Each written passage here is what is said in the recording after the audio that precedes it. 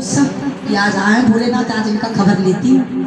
जैसे ही नारद जी गए और शाम को घूम के जब भोले बाबा पर्वत पे पहुंचे तो पार्वती मैया बोली, एकदम गुस्सा में थी। तो भोलेनाथ समझ गए कि नारद जी आए हैं, जरूर कुछ ना कुछ करके गए हैं।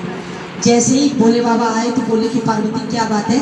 तो पार्वती मैया बोली कि आप ये बताओ भोलेनाथ मुझे कितना प्रेम करते हो। तो भोलेनाथ यही बोले कि मैं संसार में जितना कोई किसी को नहीं करता हूँ उतना। तो पार्वती मैया बोली कि बिल्कुल झूठ। तो कैसे कि आपको पूरी राम कथा का ज्ञान है, आपने मुझे कभी राम कथा सुनाई।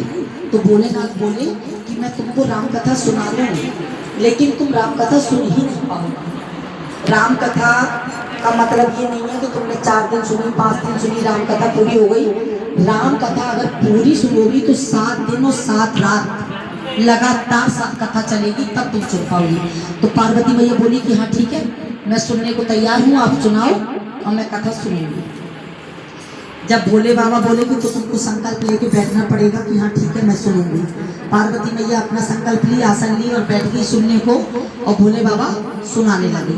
जब भोले बाबा आंख बंद करके पूरी राम कथा सुनाने लगे तो पार्वती मैया ने 3 दिन और 3 रात कथा सुनी, और चौथे दिन पार्वती मैया वहीं आसन पे सो गई।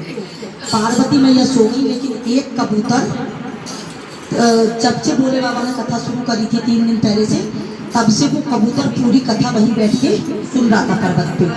और वो कबूतर अंडा दे रहा था, अंडा देने वाला था। तो वो परेशानी में था, तो वो भगवान का कथा भी सुन रहा था और कह रहा था भगवान मुझे छुटा दो। ऐसा सुन के वो 3 दिन कथा उसने पूरा सुना। जब चौथे दिन पार्वती मैया सो गई तो उसी दिन वो कबूतर अंडा दिया। अंडा देते हुए वो कथा भी सुन रहा था और उसको जो दर्द हो रहा था उसका वो हूँ का जवाब दे रहा था, मतलब ऐसे कबूतर बोल रहा था। और भोलेनाथ को लग रहा था कि पार्वती कथा सुन रही है, ये हुक्रा भर रही है। इसीलिए जो कथा सुनता है उससे बोला जाता है कि कथा मतलब सुनो तो हुंकारी भरना। तो भोलेनाथ को लग रहा था कि पार्वती कथा सुन रही है और वो हुंकारी भर रहा था कबूतर। जब 1 दिन और 1 रात पूरा पार्वती मैया सो गई, 5वें दिन जगी तो सोची कि भोलेनाथ को नहीं पता चलेगा कि मैं सोई थी। पार्वती मैया 5वें दिन, 6वें दिन, 7वें दिन पूरा कथा सुनी, लेकिन बीच में 1 दिन 1 रात को सो गई थी। अब वो कबूतर 7 दिन तक लगातार कथा सुना था। जब 7 दिन लगातार सुना, जब कथा पूरी हो गई तो जब भोलेनाथ आंखें खोले तो पार्वती मैया से पूछे कि कथा पूरी सुनी।